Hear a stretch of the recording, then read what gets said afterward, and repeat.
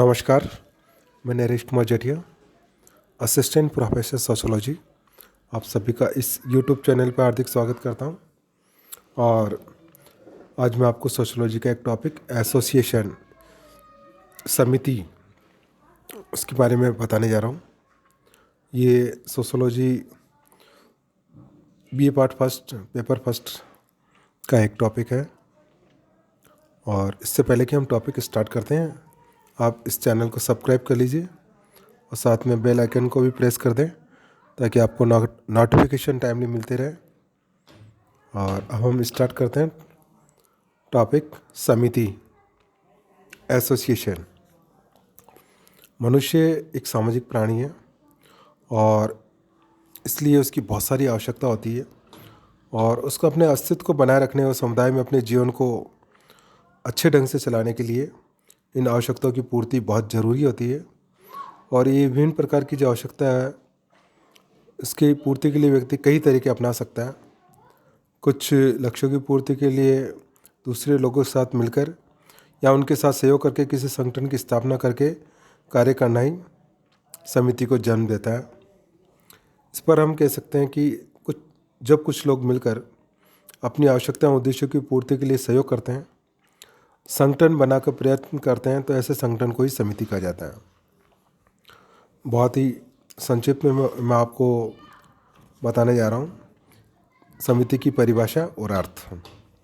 मैकाई और पेज लिखते हैं, समिति मनुष्यों का एक ऐसा समूह है जिसे किसी सामान्य उद्देश्य या उद्देश्यों को प्राप्त करने के लिए संगठित किया गया है। ऑकबर्न और निमकोप के अनुसार समिति एक ऐसा संगठन है जो प्राय विशेष स्वार्थों की पूर्ति के लिए बनाया जाता है।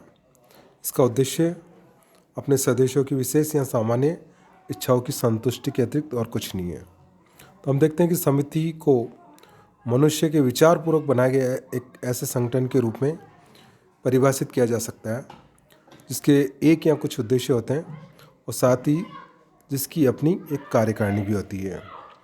हम देखते हैं कि हम जीवन के अंदर बहुत सारी समितियां बनाते रहते हैं क्योंकि हमारी बहुत सारी आवश्यकता होती है, उद्देश्य होते हैं। हमारी इन आवश्यकता और उद्देश्यों को पूर्ति के लिए हम समिति का निर्माण करते हैं। हमारे आर्थिक, राजनीतिक, धार्मिक या शैक्षणिक बहुत सारे उद्देश्य होते हैं। इन उद्देश्यों की पूर्ति और आवश्यकताओं की पूर्ति के लिए या तो हम समिति का निर्माण करते हैं या फिर पहले से ही इस पर उद्देश्य के लिए इनसे हमारी जो आवश्यकता है उनके हिसाब से जो समितियाँ बनी हुई है, हम उसके सदस्य बन जाते हैं। तो ऐसी समितियाँ जैसे शैक्षणिक समिति है, महाविद्यालय अपने आप में एक शैक्षणिक समिति है, विद्यालय जो है वो शैक्षणिक समिति है। इस प्रकार हम देखते हैं कि बैंक है, व्यापारिक संगठन है या विभिन्न प्रकार के जो राजनीतिक दल है, ये भी अपने आप में एक समिति की श्रेणी में आते हैं। परिवार भी अपने आप में एक समिति है क्योंकि परिवार के अंदर व्यक्ति रहकर अपनी बहुत सारी आवश्यकताओं और उद्देश्यों की पूर्ति करता है। अब हम बात करते हैं समिति की विशेषताओं के बारे में। समिति की पहली विशेषता है व्यक्तियों का समूह।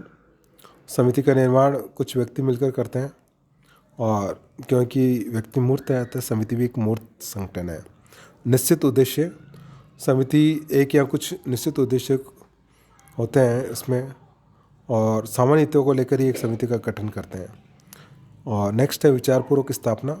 समिति का निर्माण विचारपूर्वक किया जाता है। कुछ लोग सामूहिक रूप से मिलकर अपने को किसी उद्देश्य या कुछ उद्देश्यों को पूरा करना चाहते हैं तो एक संगठन का निर्माण करते हैं जिसे समिति कहा जाता है। नेक्स्ट है एक निश्चित संगठन। प्रत्येक समिति का एक निश्चित संगठन होता है। संगठन के अभाव में कोई भी समिति अपने उद्देश्यों को ठीक ढंग से प्राप्त नहीं कर सकती है। हम किसी भीड़ को संगठन के अभाव में समिति नहीं कहा जा सकता। न किसी भी भीड़ को हम, क्योंकि उसमें संगठन नहीं होता है, इसलिए उससे हम समिति नहीं कह सकते हैं। नियमों पर आधारित, प्रत्येक समिति के अपने कुछ नियम उपनियम होते हैं जिनके माध्यम से सदस्यों के आचरण को नियमित किया जाता है। ऐच्छिक सदस्यता, किसी भी समिति का सदस्य बनना या नहीं बनना पूर्णतः व्यक्ति की इच्छा पर निर्भर करता है। अस्थायी प्रकृति, समिति की जो है प्रकृति जो होती है अस्थायी होती है। समिति साधारणतः कुछ उद्देश्यों की पूर्ति के लिए विचारपूर्वक बनाई जाती है और उन उद्देश्यों के पूरा होने पर उस समिति को समाप्त कर दिया जाता है। जैसे शिक्षण संस्थाओं में कुछ छात्र कुछ मांगों को लेकर विद्यार्थी संघर्ष समिति का गठन करते हैं और अपना आंदोलन चलाते हैं, और जो ही वो मांगें पूरी हो जाती है संघर्ष समिति भंग कर दी जाती है। नेक्स्ट है औपचारिक संबंध। समिति के सदस्यों के बीच जो संबंध पाए जाते हैं वो उनकी प्रकृति जो होती है औपचारिक होती है। व्यक्ति अपने विभिन्न उद्देश्यों की पूर्ति के लिए अलग अलग समितियों की सदस्यता ग्रहण करता है और इन समितियों के सभी सदस्यों के साथ वे सामान्यतः घनिष्ठता के साथ संबंध स्थापित नहीं कर पाता है, क्योंकि संबंध औपचारिक होते हैं, स्वार्थ या कुछ हितों के ऊपर आधारित होते हैं। साध्य नहीं होकर साधन होना। कोई भी समिति साधारणतः कुछ उद्देश्यों की पूर्ति के लिए साधन मात्र होती है और अपने आप में साध्य नहीं है, क्योंकि व्यक्ति किसी क्लब या का सदस्य जो है मनोरंजन संबंधी उद्देश्यों की पूर्ति के लिए बनता है, तो क्लब उसके मनोरंजन का साधन है, न कि अपने आप में एक साध्य है। समिति के हम कुछ एग्जाम्पल देख लेते हैं, जैसे कि आर्थिक, राजनीतिक, धार्मिक, शैक्षणिक, सांस्कृतिक, मनोरंजनात्मक समितियाँ होती है। बहुत सारे मजदूर संगठन है, वैश्विक समितियाँ, सहकारी समितियाँ हैं, और इसी प्रकार कॉलेज है, वैज्ञानिक मंडल है, संगीत मंडल है, परिवार है, महिला संगठन, ये सभी समितियों के एग्जाम्पल है, उदाहरण है। कभी कभी किसी संगठन के संबंध में ये भ्रम उत्पन्न हो जाता है कि उसे समिति माना जाए या नहीं। तो ऐसे संगठनों में परिवार और राज्य आते हैं, जिन पर यह थोड़ा भ्रम की स्थिति है कि हम उसे समिति कहें या नहीं है, तो हम जान लें। जैसे कि परिवार एक समिति है? तो परिवार के अंदर हम देखते हैं कि जो परिवार है वो कुछ लोग इसको समुदाय मानते हैं, जबकि वास्तव में एक समिति है। क्योंकि परिवार को समुदाय मानने वालों का कहना है कि व्यक्ति का जीवन जन्म से लेकर मृत्यु तक परिवार में बीतता है। परिवार में बच्चे जन्म लेते हैं, पलते हैं और अपना जीवन व्यतीत करते हैं, और अंत में उनकी मृत्यु भी यहीं होती है।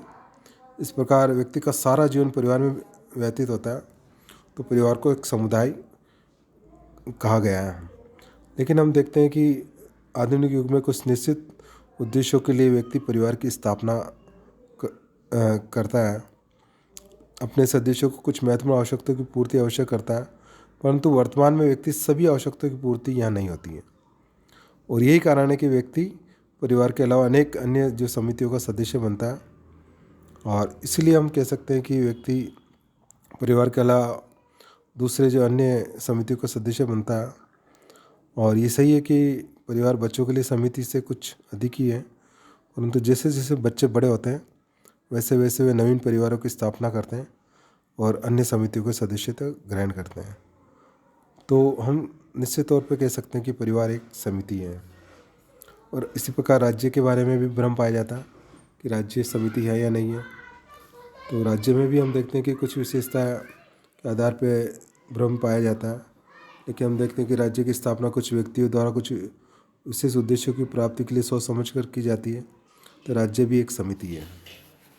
अब हम कंपेयर करते हैं समिति और समाज के बीच में। समिति और समाज में अंतर क्या पाया जाता है? तो समिति व्यक्तियों का समूह है, जबकि समाज सामाजिक संबंधों का जाल है। व्यक्तियों का समूह होने के कारण समिति मूर्त है, जबकि सामाजिक संबंधों का जाल होने के कारण समाज अमूर्त है।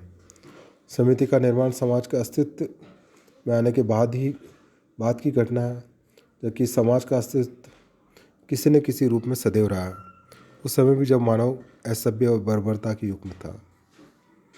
समिति की सदस्यता ऐच्छिक होती है, जबकि व्यक्ति का जीवन अनिवार्य रूप से समाज में बीतता है। इसी कारण सामाजिक प्राणी है, तो समाज की सदस्यता ऐच्छिक नहीं होती है। समिति का एक अस्थायी संगठन है, जबकि समाज जो है समिति की तुलना में एक स्थायी अवस्था होती है। समिति की स्थापना जो है निश्चित उद्देश्यों को लेकर जानबूझकर की जाती है, जबकि समाज का धीरे धीरे स्वतः विकास हो जाता है। समिति सहयोग की भावना पर आधारित होती है। समाज में सहयोग के अलावा संघर्ष भी पाया जाता है। व्यक्ति एक साथ कई समितियों की सदस्यता ग्रहण कर सकता है, लेकिन व्यक्ति एक समय में एक ही समाज से संबंधित हो सकता है।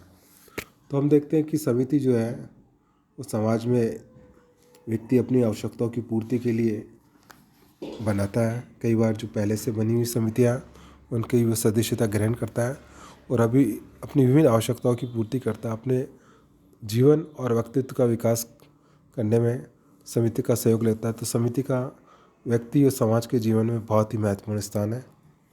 धन्यवाद, आपने इस वीडियो को सुना और देखा। और अगर यदि आपको पसंद आया तो इसे आप लाइक कर दें और शेयर भी कर दें। Thank you once again.